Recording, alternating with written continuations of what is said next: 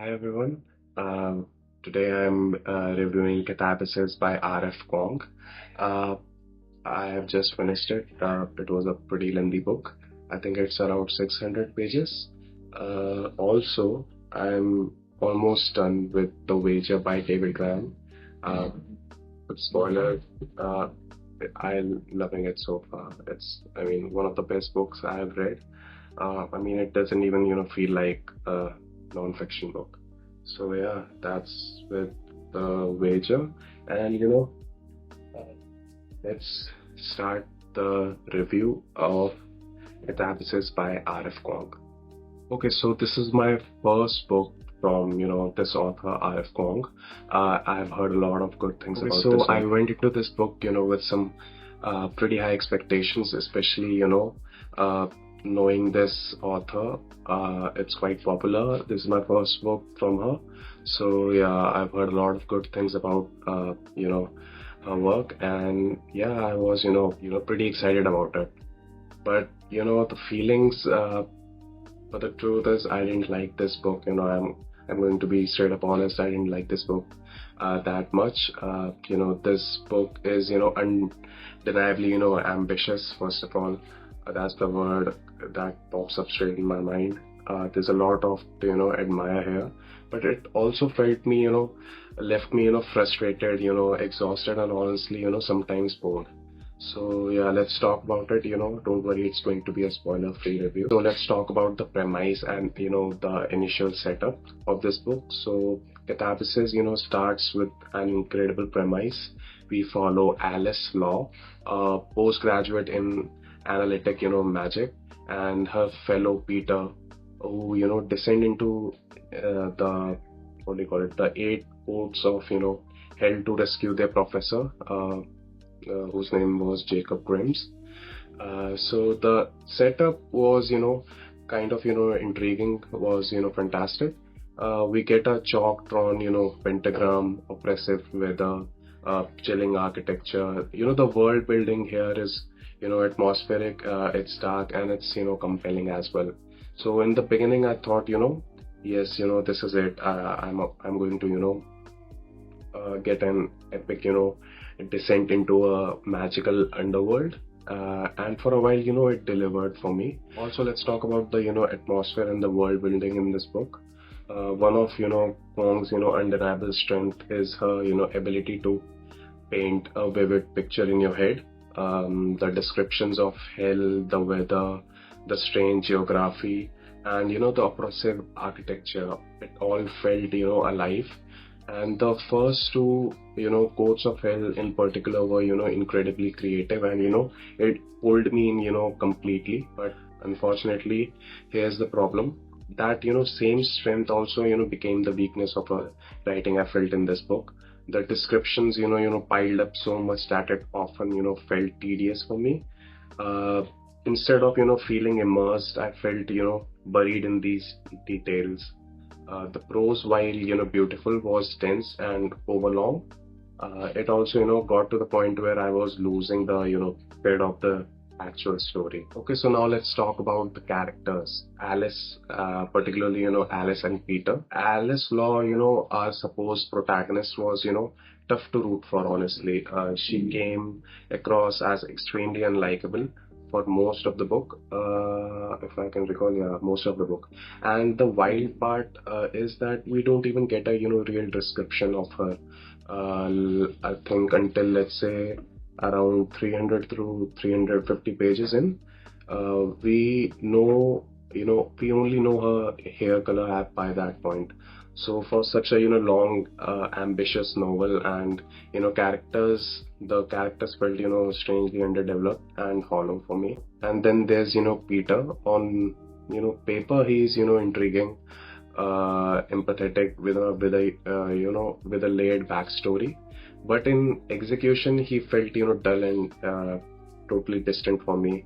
The narrative uh, spent so much time diving into his internal world that Alice often felt sidelined, especially in the first half. So it created this emotional disconnect that left me frustrated. That said, Alice does come into her own by the final chapters of the book, and she has a a pivotal role and shows her you know agency, which I appreciated. But by then I had already spent hundred of pages waiting for her to shine. So yeah, that's with that. Now let's talk about the romance in this book. There's a sprinkle of the enemies to the lovers trope here, which I was excited about. And there were moments, I'll admit, where the tensions were was captivating, but at other times it just felt off. The chemistry wasn't consistent, and so instead of rooting for them, I often felt confused about why this was even happening. Now let's talk about the big topic in this book. And what I'm gonna call it is the intellectual layer. So obviously, Kuang is a brilliant writer. There's no denying that. The book is packed with references to philosophy, mathematics, logic, geography, you name it. And sometimes that worked in this book. I found myself pausing at lines like, "An examined life is not worth living." So thinking about it, the depths behind those words, made me made me think about it. But more often it felt like being lectured. The exposition was rapid fire, bouncing between complex ideas without enough context. And instead of feeling smart, I felt like I was back in school without my textbook, which I was supposed to be reading. So I don't necessarily wanted to need a PhD in philosophy to follow a fantasy novel, and that holier than thou vibe really started to wear on me. Okay, now let's talk about pacing and structure of this book. The pacing, oh boy, this book dragged for me a lot. At nearly 600 pages, it's already a commitment for me, but then you add in the dense textbook like writing and the constant time jumps, and it became exhausting.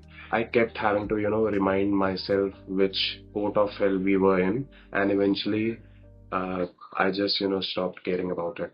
Also, the non-linear structure didn't feel purposeful to me. It just felt messy. By the middle of the book, I was honestly asking myself, why am I even pushing through this? Okay, so now let's talk about highlights and positives of this book. I don't want to sound totally all negative about this book, because there were pretty good positive highlights in this as well. The atmosphere is striking. The philosophical questions about consciousness, identity, morality are worth chewing on. These moments propelled me forward when I was considering putting the book down. And I did love a few lines like, "I wish I were the night so that I might watch you sleep with thousand eyes." Yeah, Kuang can write incredibly poetic, haunting sentences when she reins herself in. So yeah, love her writing in here in some parts. Okay, so final thoughts and rating of this book. So for me, it was a book of immense ambition that didn't fully deliver. Kuang is clearly brilliant. We all know that, and she's not afraid to push genre boundaries. But the execution felt bogged down by dense descriptions, over-explained concepts, and underdeveloped characters. And this book demands patience, and it will definitely appeal to readers who love intellectually challenging fantasy books and don't mind doing a little extra brain work along the way. But for me, it wasn't worth the effort. I ended up feeling drained rather than exhilarated. So I would recommend it only if you are someone who loves philosophy and heavy world building, and you are okay with a slower, more didactic style. But if you are looking for a fast-paced, emotionally engaging fantasy, this probably won't be it.